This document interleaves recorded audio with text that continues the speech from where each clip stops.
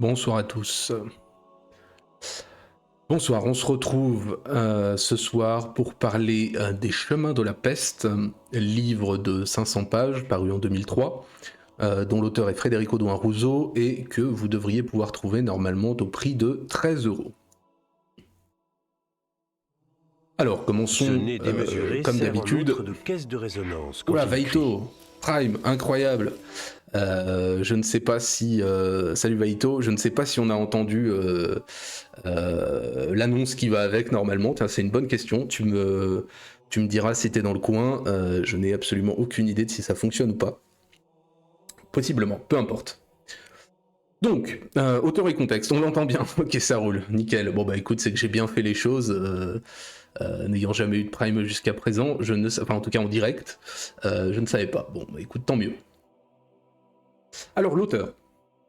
Donc Federico Douin-Rousseau est surtout connu sous ce nom-là comme Sœur 2, puisque son frère Stefano Douin-Rousseau est un historien assez médiatique de la Première Guerre mondiale. En fait, le nom sous lequel est plus connue cette dame, qui vous évoquera peut-être quelque chose, c'est celui de l'auteur à succès de romans policiers Fred Vargas. Mais on ne va pas s'apesantir ici sur la sympathique romancière de gauche qui est Fred Vargas, que je n'ai jamais lu de ma vie et que je ne lirai probablement jamais. Et on va plutôt parler de Madame Audouin-Rousseau, puisqu'elle est titulaire par ailleurs d'un doctorat en histoire, obtenu je crois à Paris 1, peu importe, avec une thèse nommée Archéozoologie de la Charité-sur-Loire médiévale, soutenue en 1983. Pourquoi j'ai cité ce nom? Parce que, eh bien, elle a travaillé pendant 15 ans comme chercheuse au CNRS en tant que spécialiste de cette discipline. Alors l'archéozoologie, c'est une discipline assez récente qui se développe, je crois, dans la seconde moitié du XXe et qui vise à reconstituer, disons, l'histoire des relations entre homme et animal.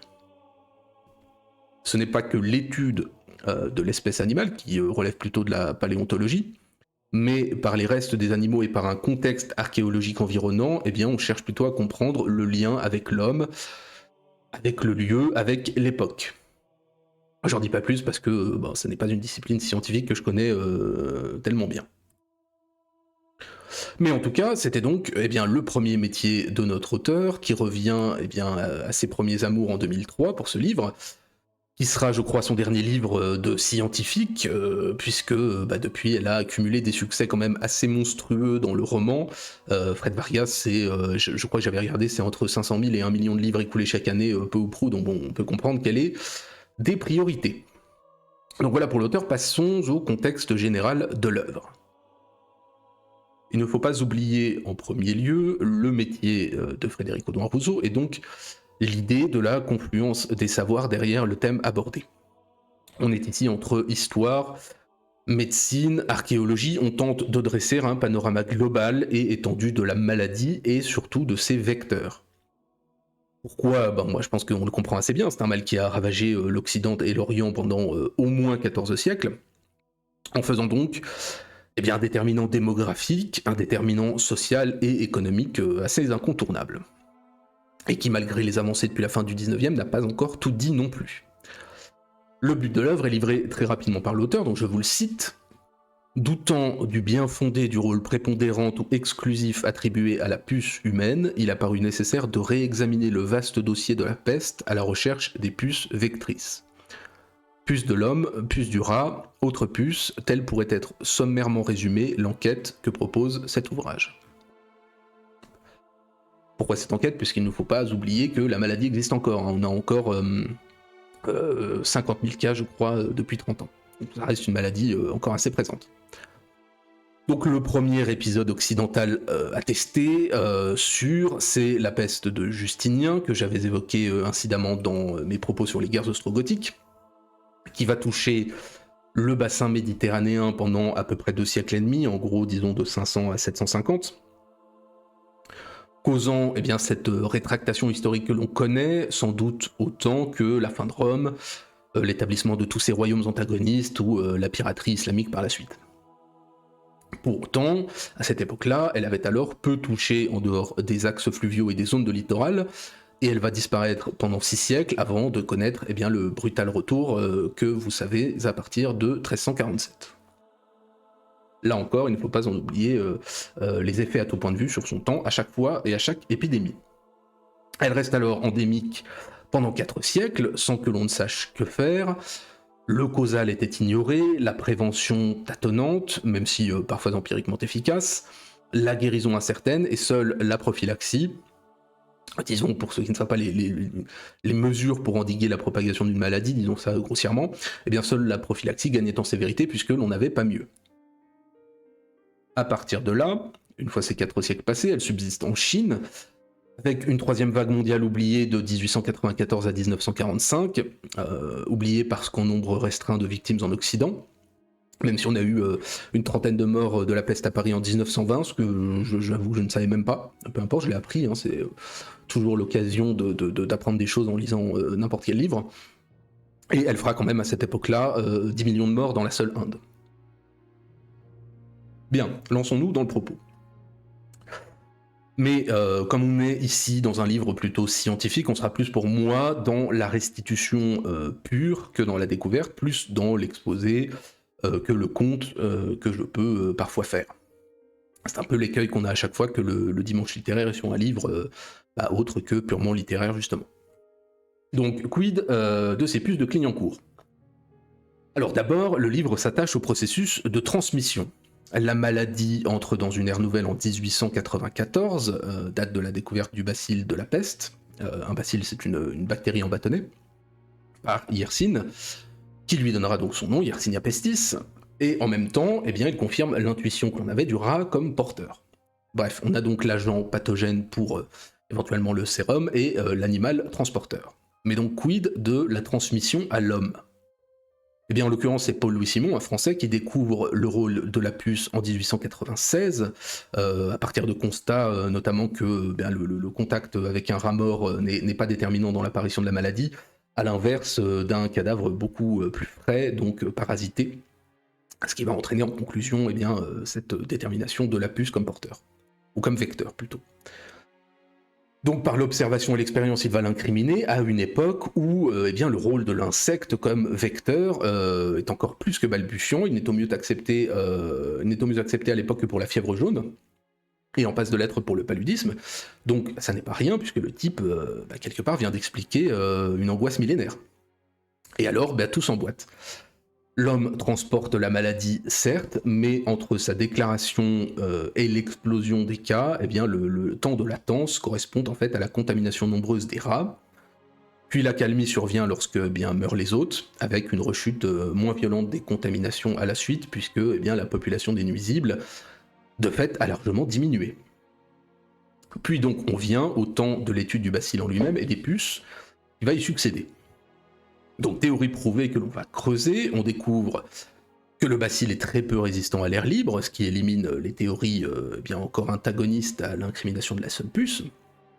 Bon, je passe sur l'incubation et les symptômes des pestes buboniques et pulmonaires, peu importe, hein, la première est mortelle à 70%, la survie est immunisante pour une durée limitée, et la seconde qui survient plutôt dans une contamination par inhalation, puisqu'en fait dans certains cas buboniques, le malade acquiert une contagiosité pulmonaire envers les autres, dans le second cas elle est mortelle à 100%. On découvre que l'homme n'est pas un bon incubateur pour la puce, sa septicémie est très faible, chez le rat elle l'est beaucoup plus tôt, beaucoup plus longuement et de façon beaucoup plus fournie, hein. Le rat est un nid à bacilles de l'ordre de 1 pour 1000 germes par centimètre cube de sang entre homme et rat. Il y a donc une vraie différence. Et alors donc, je cite l'auteur, ainsi vers 1910, la relation entre la peste des rats, leur puce et la peste des hommes se trouvait démontrée. Mais alors une fois qu'on a dit ça, comment la puce peut-elle transmettre la maladie ? On découvre en 1914 le mécanisme dit du blocage. Je cite l'auteur. Leurs expériences mirent en évidence la formation, par multiplication du bacille, d'un bouchon obturant le proventricule de la puce, empêchant le passage normal du sang aspiré et provoquant une régurgitation de celui-ci au point de la piqûre, sans alors contaminer par contact avec le bouchon bacillaire. S'imposait ainsi, dans les 15 années qui suivirent, la théorie de transmission par blocage, dite biologique, et l'idée que si toutes les espèces de puces pouvaient contracter la maladie, toutes n'étaient pas également aptes à l'inoculer selon leur tendance plus ou moins marquée à se bloquer. Donc furent pointés du doigt à ce moment-là les coupables, les plus aptes au blocage, les plus friandes de sang de rat et d'humain, et aptes en plus à conserver le bacille, donc les Xenopsila, qui sont les puces du rat des régions chaudes. Mais alors quid de la puce du rat d'Europe et de ses climats froids, en l'occurrence Nosopsilus fasciatus, mais peu importe, eh bien on connaissait les différentes espèces depuis début 20e, on prouva sa contagiosité, puis le fait qu'elle attaquait l'homme si besoin était, donc ce qui est le cas en cas d'épizootie pesteuse qui décime les rats. Et donc bref, arrivé en 1920, la puce du rat européen devient la coupable désignée de nos épidémies passées. Or, notre gentille puce du rat européen va être un temps reléguée dans l'oubli. Puisqu'arrive sur le devant de la scène Pulex irritans, la puce de l'homme, et donc eh bien, commence quelque part le désaccord pour l'auteur. Pourquoi ? Eh bien en fait, éprouvé par un chercheur, Burroughs en l'occurrence, mais peu importe, on s'en fout, une deuxième voie d'infection, la contamination dite mécanique de masse. Parce que la puce de l'homme a peu de régurgitation, elle transporte en fait un peu de bacille sur sa trompe et elle peut contaminer si nombreuse à piquer. Elle serait donc pestigène par simple transfert. Mais cette théorie, eh bien, elle avait encore d'importantes limites, puisque bien, les conditions en laboratoire étaient optimales, de par le fait, pour la transmission, et en plus, eh bien, la puce de l'homme n'est quasi jamais parasite du rat. Donc voilà où l'on en était en 1930 avec ces deux théories. Alors pourquoi ces deux puces-là ? Parce que les autres puces, celles du chien, du chat, de la souris, du lapin, peu importe, soit elles ne fréquentent pas l'homme, soit elles sont eh bien, un trop mauvais vecteur du bacille. Et donc ainsi, après 30 ans de recherche, on retenait les puces du rat des régions chaudes ou froides comme agent principal de transmission biologique, et à titre accessoire et sous condition, la puce de l'homme dans le cadre d'une transmission mécanique, quelque part par masse de piqûres. Je cite l'auteur. Le processus de l'épidémisation de la peste se trouvait enfin résolu, transfert de la peste sylvatique des rongeurs sauvages aux rats domestiques via leur puce commune, puis transfert subséquent des rats aux hommes. Or, eh bien, survient la théorie de la contagion interhumaine. Pourquoi ? Parce qu'au cours de ces mêmes années, eh bien, des chercheurs vont en venir, eux, à désigner la puce de l'homme comme unique responsable. On a 27 cas qui sont relevés à Glasgow en 1900, comme j'ai dit, entre 90 et 100 à Paris en 1920, sans que l'on ne constate d'épizootie parmi les rats. Même chose dans une étude conduite au Maroc un petit peu plus tard, en 1930, suivant une diffusion familiale. Mais alors, pourquoi ce changement de paradigme ? Eh bien, dans la loi consacrée de la triade rat-puce-homme, eh bien, le rat noir était, en tout cas on le pensait à l'époque, absent de l'Occident de l'Antiquité tardive et du Haut Moyen-Âge, donc au temps de la peste justinienne, et il fallait y trouver une explication. Ce seraient des immigrés, le surmulot au XVIIIe et le rat noir au XIIe après les croisades, qui auraient apporté les conditions possibles de cette triade en Europe. Et donc, avant les conditions n'étant pas remplies, il fallait trouver un autre coupable. Jusque-là, contradiction importante en effet. Et, je cite l'auteur, face à la peste sans rat du Haut Moyen-Âge, les résultats des 30 années de recherche passées vacillent et perdent leur crédit, malgré les importantes limites dans la démonstration de la théorie. Vous avez ici Marcel Balthazar, puisque à partir de 1941, et les travaux de deux chercheurs français, Blanc et Balthazar, eh bien, la théorie nouvelle de cette contagion interhumaine va tout supplanter et s'imposer, notamment et surtout par l'énergie de ses promoteurs, sans doute aussi son caractère nouveau, ça compte beaucoup en science, pour devenir eh bien, une certitude. La puce du rat devient alors secondaire.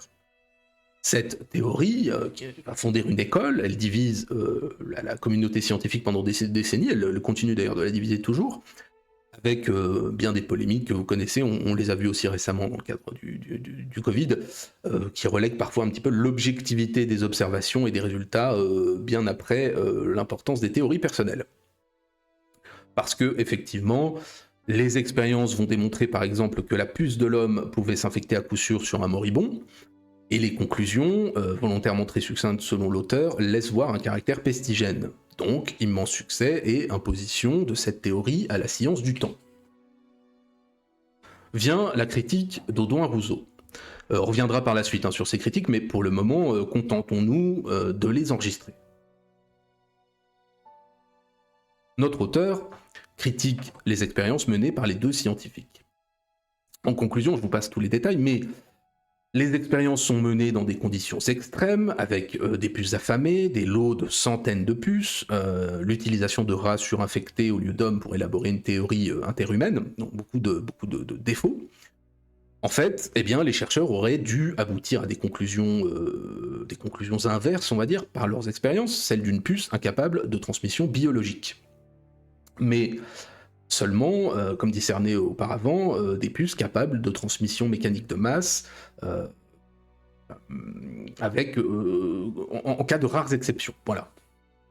Je cite l'auteur, « Ces conditions de laboratoire ont donc toutes augmenté les chances pour les parasites humains de transmettre, mais aucune d'entre elles n'est reproductible dans la nature, qu'il s'agisse d'une macromasse, 720 puces, d'une surinfection sur plusieurs cobayes au sang richement bacillémique, ou d'une pollution permettant l'enfoncement de débris virulents, ces possibilités s'éloignent tout à fait de celles dont disposent ces insectes en situation naturelle. » Voilà en gros la nature des critiques, et encore une fois on reviendra sur ces dernières. On en vient au paradoxe de Justinien. Et ici un magnifique petit ratus ratus, ou ratus ratus ratus, je crois que c'est en triple, peu importe. Donc on l'a vu, la théorie précédente de la contagion interhumaine reposait sur l'absence du rat en Occident à l'époque de la première épidémie de peste connue. Or, dès 1932, cette théorie est contestée et l'archéologie va venir confirmer cette contestation. Je cite l'auteur. « Les recherches s'intensifiant, les ossements de rats commencèrent à sortir de terre, bien datés, et apportant des preuves irréfutables de plus en plus nombreuses de la présence du rongeur sur le sol européen depuis l'époque romaine. » Donc notre bon Ratus était en Europe du Sud entre le 4e et le 2e siècle avant Jésus-Christ, et dans le reste de l'Europe au siècle suivant, simplement jusqu'au 11e, il est en effet présent de façon plus limitée. Aussi, peut-on proposer un lien de cause à effet direct entre la diffusion différente des rats et l'extension très dissemblable des deux pandémies médiévales. En gros, s'il y a eu moins de diffusion de l'épidémie de peste justinienne, c'est simplement à cause de la moindre diffusion du rat. En tout cas, il devient certain que la diffusion de la peste dite justinienne ne s'est pas faite sans rat. Mais alors, quelle réponse de Balthazar et Blanc ? Après l'absence de rats dans l'Antiquité tardive, l'argument secondaire qui sera invoqué, c'est ce que l'on nommera les bouffées familiales. C'est-à-dire en gros la transmission de proche en proche.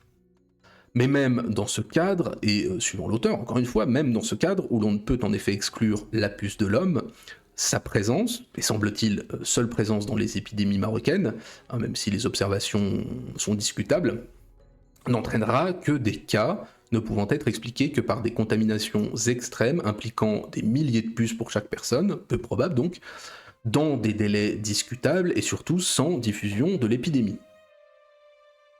Donc ça va donc inciter nos deux chercheurs français, Balthazar et Blanc, à s'y rendre pour rassembler des observations plus conformes à leurs hypothèses. Je passe les observations. En tout cas, Audouin-Couzot nous dit qu'il est, je cite, difficile de comprendre ce qui a pu, hormis leurs convictions, les amener à choisir le parasite humain comme responsable des cas observés. Cette auto-limitation de la peste marocaine se heurte à une sérieuse contradiction. S'il fallait en effet incriminer comme agent responsable les puces d'hommes passant du cadavre aux personnes venues pour la veillée ou pour le partage des vêtements, au vu de la densité particulière de cette puce au Maroc, très présente, encore une fois, les gens sont très vermineux, la chaîne de contagion serait pour ainsi dire sans fin et exponentielle. Or, ce n'est jamais le cas. Blanc contourne cette très notable difficulté en attribuant la très faible extensivité de la maladie au caractère rural des contextes. Par conséquent, le milieu urbain aurait dû donner lieu, a contrario, à d'importantes épidémies à la même époque, permettant donc d'étendre la théorie à l'époque médiévale européenne. Or, ce n'est nullement le cas, aux faibles épidémies rurales correspondent dans le même temps de faibles épidémies urbaines. On constate à partir des années 30 des épidémies plus faibles, alors que toutes les conditions étaient réunies, théoriquement, avec en tout cas la puce humaine dans tous ces endroits insalubres, toutes les conditions étaient réunies pour des épidémies violentes. Je cite l'auteur, son explication tient au fait que l'épidémie humaine s'est exactement calquée sur le degré de l'épizootie murine. Peu de rats touchés, peu de puces libérées, peu peu d'hommes atteints. L'explication est la même pour cette micro-épidémie à Paris, et ces 34 morts en 1920. La peste de Paris peut être presque constamment reliée à l'activité directe des chiffonniers et aux épizooties se déclarant dans les entrepôts de chiffons. Pour l'auteur, la faible ampleur des épidémies tient à l'impossibilité ou quasi de la puce humaine comme vectrice, conjuguée à la fois à la dératisation et désinsectisation, mais surtout, on y reviendra, à l'immunité acquise du rat. L'épizootie était donc faible, la puce du rat pouvait donc peu transmettre à l'homme, puisqu'elle avait toujours son animal préféré, qui ne mourait plus à l'appel, et eh bien, elle n'avait donc pas besoin de parasiter l'homme. Après la puce de l'homme, l'explication par l'anadémie. Puisque ça ne décourage pas nos, par ailleurs extrêmement courageux, chercheurs en puce de l'homme. Après le Maroc, eh bien, Balthazar poursuit en de nombreux endroits ses expériences et observations sur la peste. Il y forge le concept d'anadémie, par ailleurs très fécond. Anadémie, c'est une maladie non contagieuse qui attaque un grand nombre de personnes au même lieu. Le terme fera florès en qualifiant donc une maladie non contagieuse, mais avec addition de cas, comme le tétanos par exemple. Cette création a toutefois un cadre idéologique, en l'occurrence la peste indienne, qui est un sous-continent dépourvu, du moins le croit-on à l'époque, de la puce de l'homme. L'épidémie ne peut donc être par conséquent la suite d'une transmission d'homme à homme pour Balthazar qui doit revoir sa copie. Les recherches aboutiront à la conclusion que si la peste ne devenait pas épidémie, c'est que l'absence d'ectoparasites humains empêchait le passage d'homme à homme. C'est logique. De toute façon, en science, quand vous voulez prouver quelque chose, vous y arrivez toujours. Le nouveau terme d'anadémie devenait donc nécessaire pour distinguer deux phénomènes différents.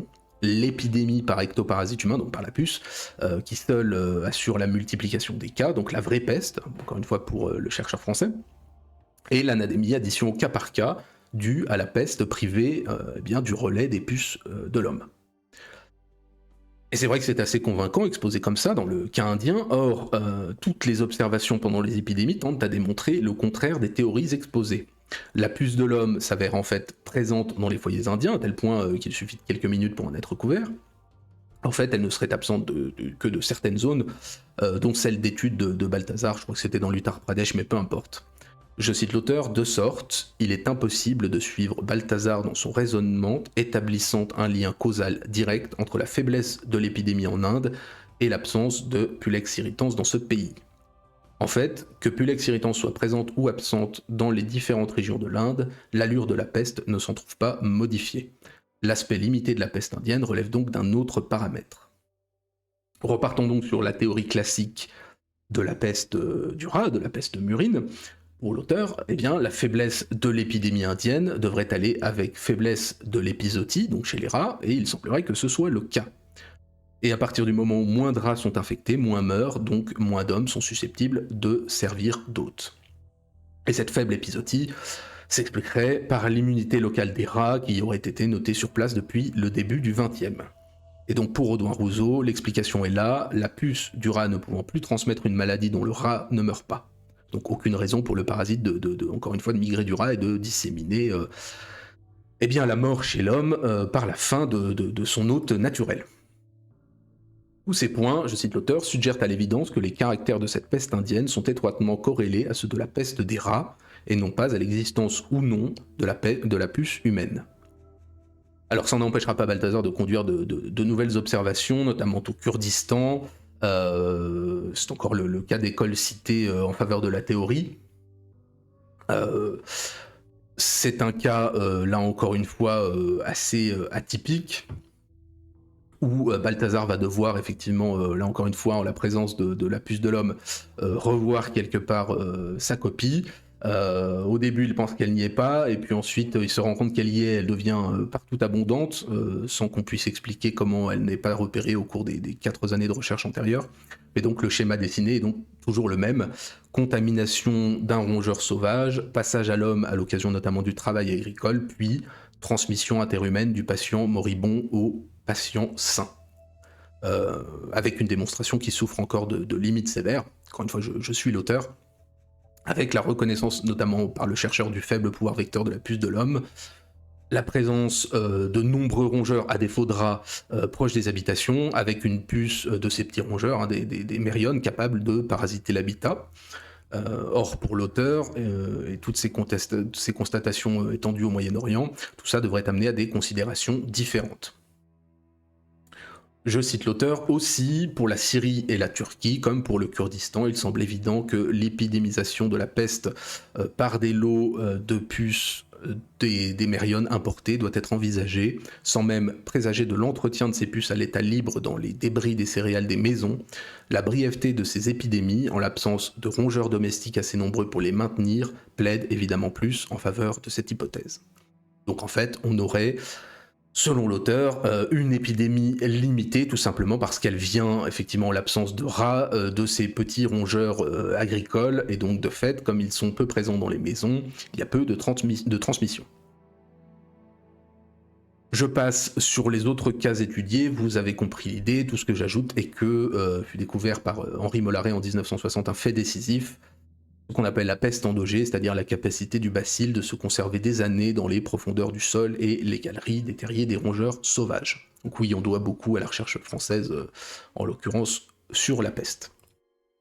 Les constatations de l'auteur sont les mêmes sur les différents cas que va étudier Balthazar, brésilien, népalais et africain, peu importe. Donc vous avez compris, cette première partie est consacrée eh bien, à une critique étendue des théories défendues de la contamination par la puce humaine et la contamination en fait interhumaine. On aborde ensuite une seconde partie plus historique, et donc cette première sur la critique des travaux expérimentaux de Blanc et Balthazar et celle des foyers analysés. Et donc cette partie historique commence par ce qu'on appelle la période de latence. Et cette partie historique, elle est encore une fois au service de la démonstration de l'auteur. Donc, cette étude historique, cette fois centrée sur la responsabilité du rat, s'ouvre avec la période de latence, analysée par Paul-Louis Simon, encore un Français en l'occurrence, dont on se moquera pendant des années quand il découvrira, comme j'avais dit, le rôle de la puce.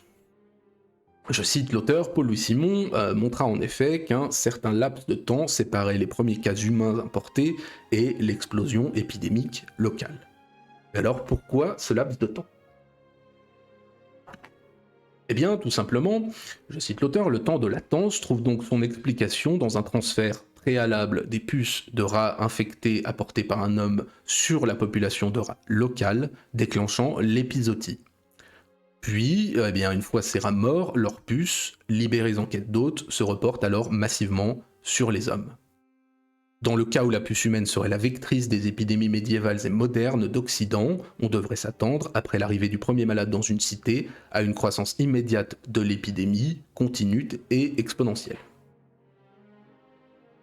Suit par l'auteur une longue présentation des cas de latence relevés entre la première mort et l'explosion épidémique, dans le cadre des cas de peste, une quarantaine de cas documentés entre Givry en 1348 et Paris en 1920, ce qui permet d'ailleurs de réaliser à quel point, malgré les ravages de la maladie, tout ça reste assez méconnu pendant 500 ans, puisqu'on répète toujours les mêmes erreurs.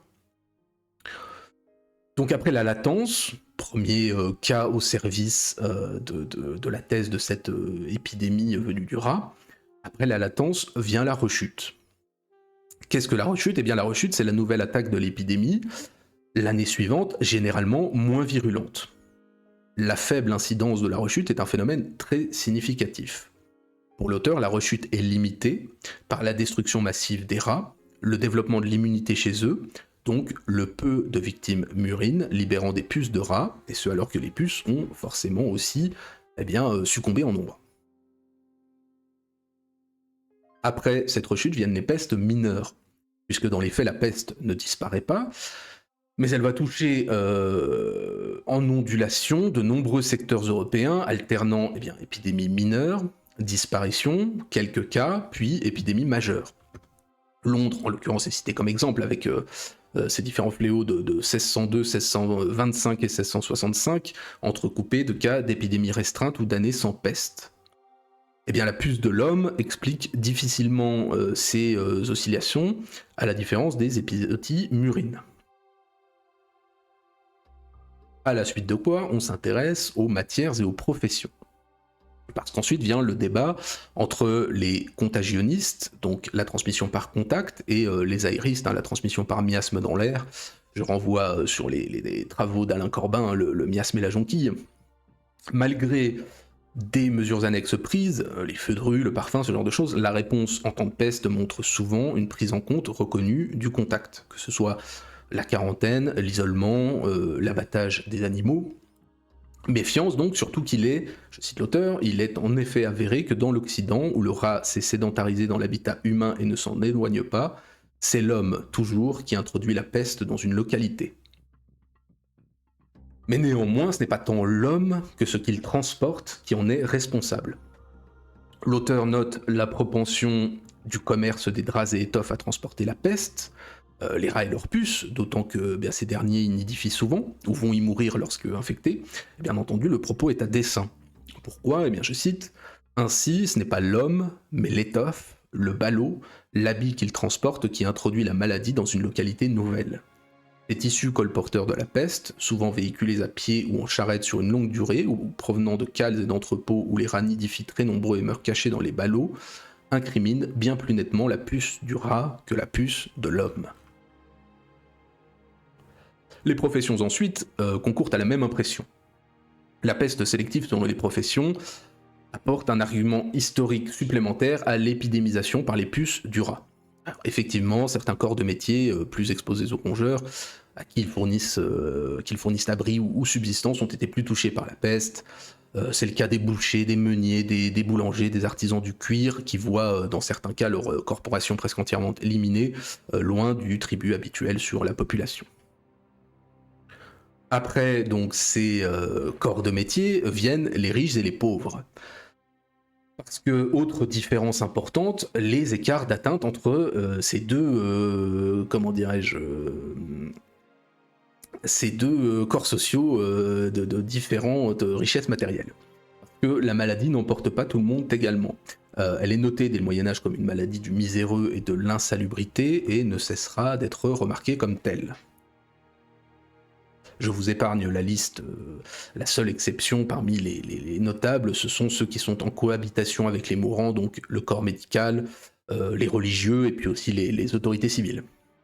On pourrait donc incriminer la puce de l'homme qui pullule sur le bas peuple sale, vivant dans la promiscuité, mais comme vous le savez, rien n'indique que le noble et le bourgeois n'en fussent pas couverts. L'habit étincelant jamais lavé les attire autant que les guenilles paysannes. Le lien n'est pas fait en ce temps entre vermine et propreté. La conclusion, c'est que l'écart entre les épidémies pour chaque classe sociale ne peut s'expliquer que, ne peut pas s'expliquer en tout cas par un réel écart de salubrité personnelle, en tout cas pas avant le 19e. Mais les conditions d'habitat sont à 1000 lieues les unes des autres. Maisons insalubres et saletés du quartier pauvre contribuent à la prolifération des rats qui pullulent avec leurs puces dans les habitations. L'habitat riche, pour aussi, malcommode qu'il soit à l'époque, est au moins plus isolé, au sens étanche, avec des lieux d'habitation et d'ordures plus éloignés entre eux.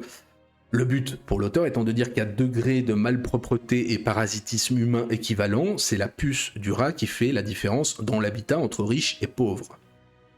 Je cite l'auteur, « Un argument épidémiologique non négligeable vient confirmer ce fait. Lorsqu'un médecin, un échevin, un homme de loi est atteint de la maladie, et l'on sait que ces cas furent très fréquents au sein de la haute société, cette victime, susceptible de déclencher quelques cas autour de lui, ne génère jamais un nouveau foyer épidémique dans son quartier, en dépit de ses nombreuses puces d'hommes. » On en vient à la problématique principale de cette théorie défendue par l'auteur, l'épizootie cachée. Reste enfin un argument sérieux que proposèrent les défenseurs de la contagion par la puce humaine. S'il faut pour qu'une épidémie se déclenche qu'elle ait été précédée par une épidémie murine, où se trouvaient alors les rats morts que les chroniques d'Occident ne mentionnent pas ? Eh bien pour l'auteur, le rat noir de l'Antiquité et du Moyen-Âge, animal du Sud, est un animal d'intérieur plus difficilement observable en Occident, car non seulement en intérieur bien sûr, mais dissimulé. Et puis aussi, comme les oiseaux et comme le film, le rat est un animal qui, dans d'importantes proportions, se cache pour mourir, qui est un fait sur lequel insiste l'auteur. Et finalement, si l'épizootie commença à se voir dans les 3 derniers siècles, c'est parce que le rat noir a été supplanté par le surmulot au XVIIIe, qui, par ses qualités de rongeur, se promène avec moins d'obstacles naturels et artificiels face à lui. De même, ce petit enfoiré ne nous redoute pas et serait donc plus visible. En sus, Frédéric Audouin-Rousseau avance qu'en plus de n'avoir pas toujours été vu, le rat mort est considéré comme un rebut du quotidien à cette époque-là, qu'on laisse plus ou moins se décomposer sur place au Moyen-Âge. La prise en compte de sa mortalité est donc d'un intérêt plus que mineur par rapport à l'épizootie chez l'animal domestique et encore plus chez le bétail, d'où peut-être une invisibilisation. Mais il n'empêche que, sont fort rares les témoignages sur les morts massives de rats jusqu'à une époque récente. Par contre, sont plus nombreux ceux sur la prolifération des rongeurs avant la peste, soit que cela soit cycliquement lié, ou liés à l'épizootie en rendant visible soit plus d'animaux malades ou bien fuyant justement leurs congénères affectés.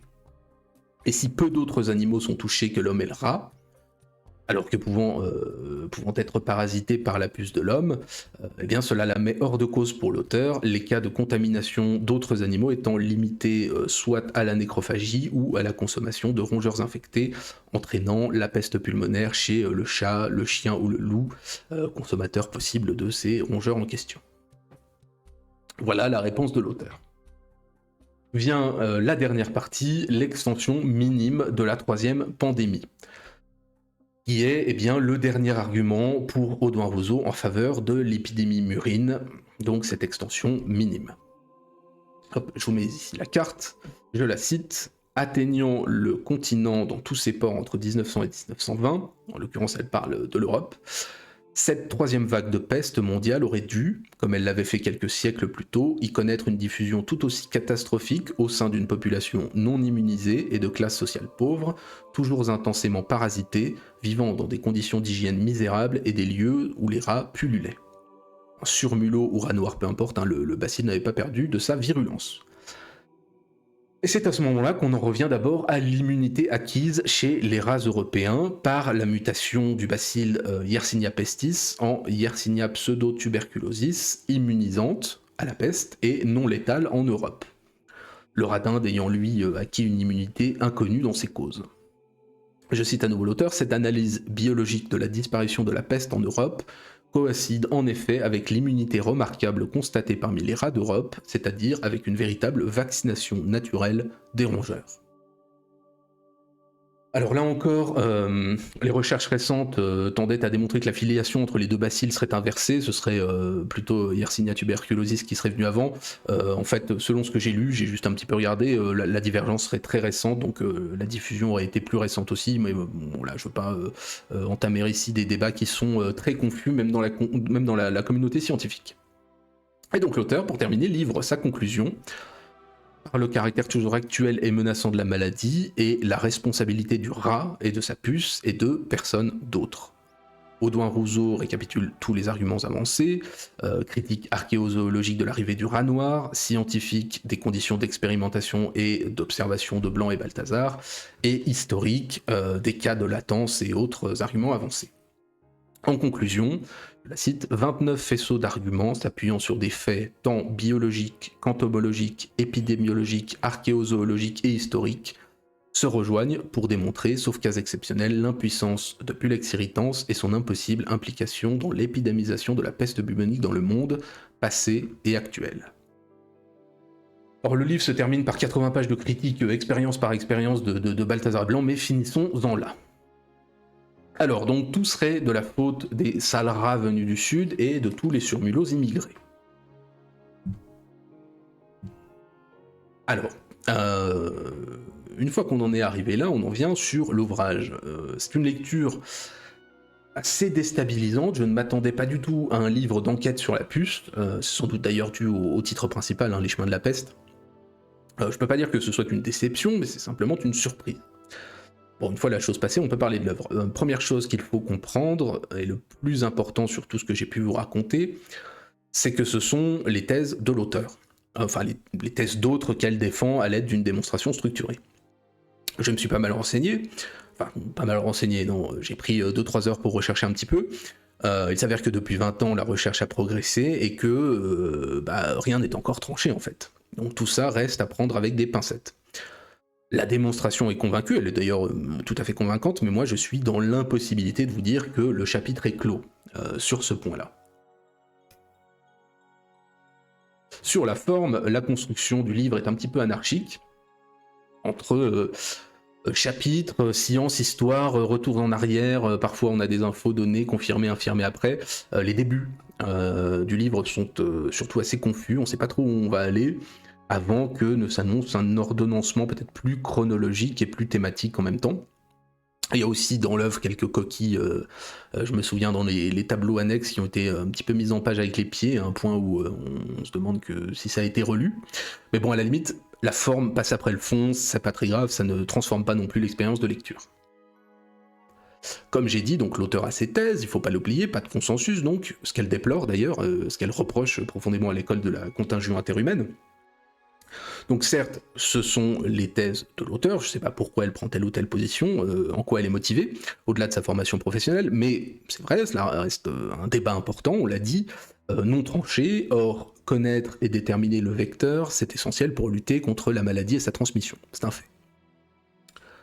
Par contre, si effectivement le débat ne semble pas tranché, s'il est important, il me semble que le grand public, dont vous et moi, avons au moins en tête l'image du rat comme vecteur. Je sais pas ce que vous en pensez. Moi j'ai l'impression que le combat est celui des spécialistes au mieux, à savoir ensuite quelle puce et si c'est biologique par régurgitation ou mécanique de masse. Bon, je suis pas docteur.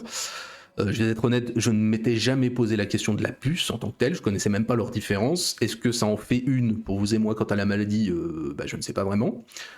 Après, sur les puces, l'historique des études sur la maladie, comment dirais-je, les théories différentes et l'argumentation, ça reste très intéressant, au moins très instructif. C'est une forme d'enquête en réfutation successive qui n'est pas désagréable à suivre et surtout qui apporte des éclaircissements sur un sujet que peu d'entre nous maîtrisent. C'est l'enquête, disons, littéraire d'une scientifique de formation face à d'autres scientifiques qui ont pour eux leurs expériences de laboratoire. Peut-être que ça manquera pour un certain nombre de lecteurs d'une étude vraiment historique de la maladie, voire d'une histoire à l'anglo-saxonne de ceux qui ont cherché à en percer les mystères, ou une histoire événementielle. Mais le livre n'est pas ça. C'est, de par la nature de l'œuvre en forme de thèse, un élément qui n'est pas mis en avant, ou des éléments qui ne sont pas mis en avant. J'insiste bien encore sur le fait que cet exposé littéraire, sans doute nourri par ailleurs de réflexions scientifiques, est une thèse défendue par l'auteur, je n'y connais rien, je n'ai pas la prétention d'exposer ça comme une vérité, peu importe le caractère convaincant ou non de la chose. On y apprend au-delà de ça, et ce que je trouve moi plus intéressant en forme de leçon, on y apprend nous que l'on n'apprenait rien non plus en ces temps-là et que les comportements n'ont pas changé, énormément d'épidémies sont dues à l'imprudence, à l'individualisme, à la cupidité, autant qu'à la malchance ou à l'insalubrité. Introduire en fraude de l'étoffe, voler des biens séquestrés, lapin du gain était et sera toujours au détriment de la collectivité. Comme quoi, il y a toujours une leçon historique et une leçon humaine à retenir, et l'on peut penser que l'histoire des épidémies n'est pas terminée, et pas seulement parce que la nature a plus d'un tour dans son sac, c'est peut-être ça la leçon la plus importante pour nous. Tant qu'il y aura des hommes, comme disait l'autre, j'ajouterais tant qu'il y aura des hommes, il y aura des maladies. C'est le genre de livre qui sert à répondre à des questions que personne ne se pose. Mais si on la pose, et si on se la pose et que l'on n'a pas la réponse, tous les fantasmes sont alors permis. Pourquoi aucun chroniqueur ne parle d'épisodie de rats au Moyen-Âge? Eh bien, on peut alors dire, ou se dire que ça n'était pas la peste, par exemple. Voilà, c'est tout cet interstice des bonimenteurs que l'on connaît bien sur Internet. Et si vous n'avez aucune lecture sur le sujet, tous les discours sont possibles, d'où son intérêt. Ceci étant, on est en droit tout de même de se demander, à mon sens en tout cas, pourquoi cette virulence et cette croisade. Il est évident que le sujet est mal connu, il n'y a rien de négatif à établir ou rétablir une vérité, mais c'est une controverse scientifique, et il me semble que le grand public, vous comme moi, aurait tendance à incriminer le rat avec ou sans puce, et qu'in fine, on adopterait quelque part le même comportement face à la maladie. Or, c'est un livre pour le grand public qui aborde des choses qui le dépassent, à mon sens, quelque peu, et dans une controverse où il est finalement assez peu concerné. Voilà pour le livre. Alors on termine par une phrase note. Alors je n'ai pas noté de phrase, J'ai hésité à vous citer les moyennes de pouces et de puces dans les maisons marocaines des années 30, une centaine par personne, mais on en a assez, je crois, des puces et des poux et de tout ce que vous voulez. Et quant à la note, fatalement, le jeu de mots étant tout trouvé, ce sera du bon livre sur 10. Voilà, voilà pour ce soir, un livre assez étrange. Mon impression est mitigée. Alors pour ne rien vous cacher, c'est quelque chose que je fais assez rarement, que je ne fais pas en littérature, parce que la littérature, c'est beaucoup plus subjectif dans les appréciations personnelles. Un livre est bon ou mauvais, plus selon votre goût que selon le statut qu'il a acquis. Donc j'ai pas besoin, dans ces cas-là, de me rasséréner. Mais je me souviens, alors je sais plus à l'occasion de quel livre c'était, je crois que c'était Christianisme et Paganisme de Macmillan, où j'avais dû aller voir pareillement les notations des lecteurs, leurs avis, pour me rassurer sur le fait que soit j'étais effectivement en pleine crise de délirium, ou alors qu'effectivement j'avais quand même ressenti quelque chose qui est partagé. En l'occurrence pour Macmillan, le fait que le livre était d'une médiocrité insondable, très étonnante pour un historien de cette dimension.